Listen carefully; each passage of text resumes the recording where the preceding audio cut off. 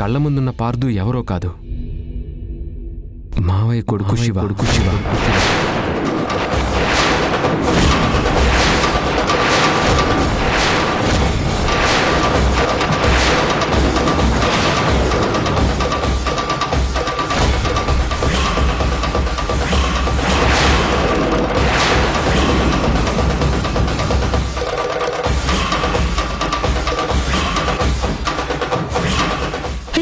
ఏంట్రా నువ్వు అనేది? ఈ పార్దునే శివ.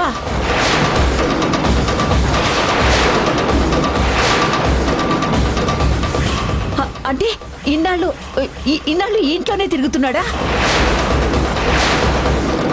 అది కాదు బామ్మ, భాను పార్దు మన ఇంటి గురించి ఆలోచించారు, మన కుటుంబం గురించి ఆలోచించారు. అన్నయ్య పోయినందుకు అందరికీ బాధగా ఉంది. అందరికన్నా ఎక్కువ బాధ అమ్మకుంటుంది. ఇందులో ఎలాంటి సందేహం లేదు.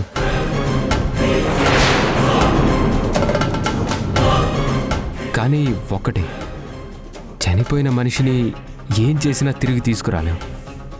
ఎంత పగ పెంచుకున్నా సరే మనుషులు దూరం అవుతారే తప్ప మనకి దూరమైన మనిషి ఎప్పటికీ రాడు కదా. ఇదే భాను ఆలోచించింది. ఎవరి వల్ల అయితే ఇంటికి నష్టం జరిగిందో ఆ మనిషిని మళ్ళీ ఇంటికి తీసుకురావాలని నిర్ణయించుకుంది. అందుకే శివే పార్దు అని తెలిసేసరికి అప్పటికే పార్దు చాందిని ప్రేమించుకుంటున్నారు.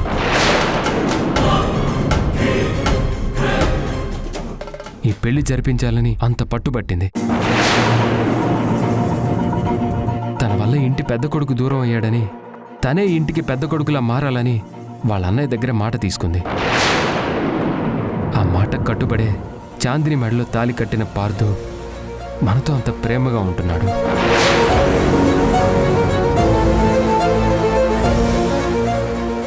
మన ప్రతి సమస్యని తన బాధ్యతగా తీసుకుంటున్నాడు. ఈ ఇంటి మనిషిగా మెలుగుతున్నాడు.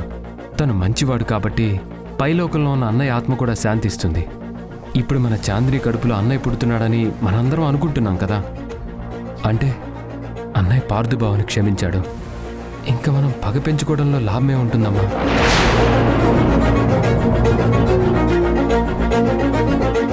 ఇప్పుడు మనం ఏమాత్రం గొడవపడ్డా చాందిని జీవితం ఏమవుతుంది? ఇవన్నీ ఆలోచించాకే ఈ నిజం నాకు తెలిసాక నీకు చెప్పకుండా ఉండలేకపోయాను. ఇప్పుడు నీ నిర్ణయం కోసం ఎదురు చూస్తున్నాను. ఆ రోజు తనకి తెలియని వయసులో తెలియకుండా తప్పు జరిగింది. కానీ ఈరోజు ఏ తప్పు జరగలేదని తను చేసిన తప్పుని సరిదిద్దుకునే ప్రయత్నం మాత్రం జరుగుతోంది. దయచేసి అర్థం చేసుకో అమ్మా.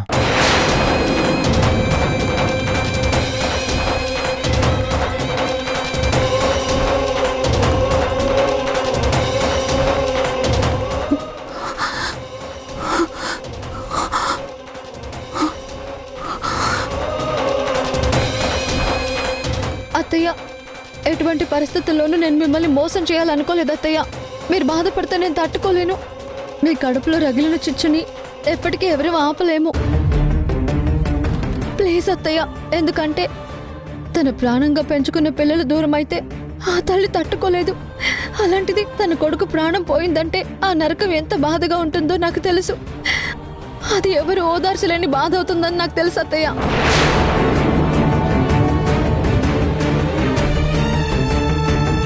కానీ ఏం చేస్తాం అత్తయ్య, ఆ రోజు జరిగిన దాంట్లో తప్పు ఒకరిదని చెప్పలేము.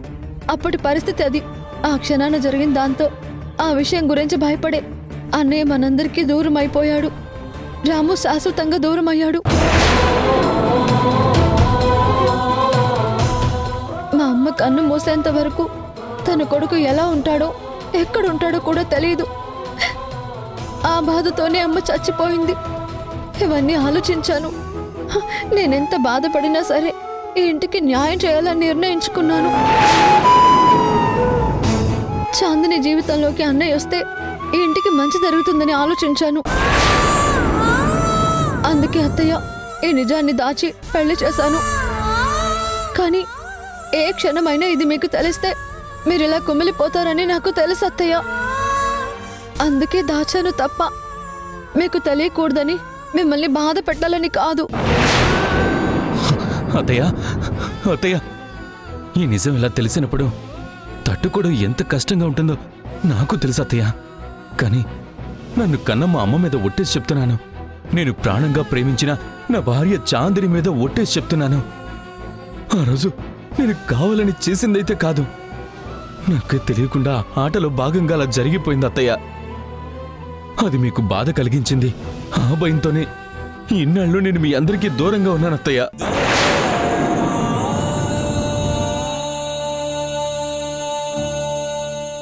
కానీ అనుకోకుండా మళ్ళీ నేను ఈ ఇంటికి అల్లుడిగా వస్తానని, అదే దైవ సంకల్పం అని నేను తెలుసుకోలేకపోయాను. ఆ క్షణమే నిర్ణయించుకున్నాను. నా వల్ల ఏ కుటుంబానికైతే బాధ కలిగిందో ఆ కుటుంబం మళ్ళీ నా వల్లే ఆనందంగా ఉండాలనుకున్నాను. అలాగే ప్రవర్తించాను.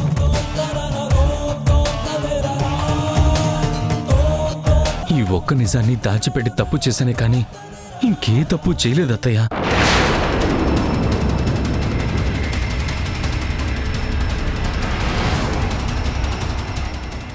కార్తీక్ నాకు నిజం చెప్పి మంచి పని చేశాడు. ఇన్నాళ్ళు నాకు దూరమైనటువంటి నా కొడుకు గురించే నేను ఆలోచించాను, కానీ వాడికి మాతో రుణం తీరిపోయిందని తెలుసుకోలేకపోయాను.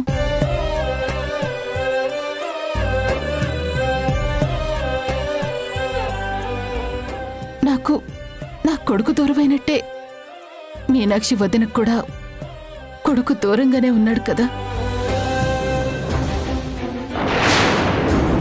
ఆ బాధ తను అనుభవించింది కదా. ఇప్పుడు నువ్వొచ్చి మా ఇంటి బాధ్యతని తీసుకున్నావు, కొడుకుగానే ఉంటున్నావు. కానీ ఆ అదృష్టం కూడా మీ అమ్మకి దక్కలేదు కదా. ఇక ఏ పగలు ప్రతీకారాలు లేవు. ఇక నేను మనస్ఫూర్తిగా క్షమిస్తున్నాను. ఇక నుంచి నువ్వే నా ఇంటి పెద్ద కొడుకువి.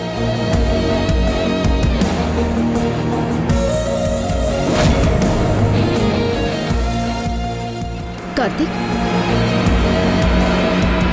కార్తీక్, ఏంటి కార్తీక్, జరగబోయేది ఊహించుకుంటున్నావా? నువ్వు ఊహల్లో కాదు బతకాల్సింది. ముందు ఆంటీ దగ్గరికి వెళ్ళి నిజం చెప్పు. అప్పుడు నీ ఊహే నిజమవుతుంది. వెళ్ళి చెప్పు కార్తీక్. ఏంటి నాన్న నాతో మాట్లాడాలని పిలిపించారేంటి? అమ్మా భాను, నా మనసులోనే దాచుకున్న బాధను నీతో చెప్పాలని నేను రమ్మన్నాను. ఏమైంది నాన్న? మళ్ళీ ఏదైనా సమస్య? సమస్య వచ్చేదేనమ్మా, కానీ పరిష్కారం రాకుండానే ఆ సమస్య అలా అర్ధాంతరంగా ఆగిపోయింది. శివ నా దగ్గరికి వస్తున్నాడేమోనని నేను నమ్మాను. అదంతా నాటకం అని తెలిసాక నేను చెల్లెమ్మని ఓ మాట అడిగాను. నా శివ ఎప్పుడు తిరిగి వచ్చినా నువ్వు క్షమిస్తావా చెల్లెమ్మ అని. కానీ చెల్లెమ్మ ఎప్పటికీ క్షమించననేసింది. మనందరితో ఇంత సంతోషంగా ఉంటున్న చెల్లెమ్మ శివ విషయంలో మాత్రం ఇప్పటికీ అదే కోపంతో పంతంతో ఉంది. నువ్వెప్పుడైనా చెల్లెమ్మతో శివ విషయం మాట్లాడతావేమో, చెల్లెమ్మ బాధపడుతుందో కోప్పడుతుందోనని ఈ విషయం నీకు చెప్పడానికే రమ్మన్నాను. ఎప్పుడూ ఈ విషయం చెల్లెమ్మ దగ్గర తీసుకురాకు.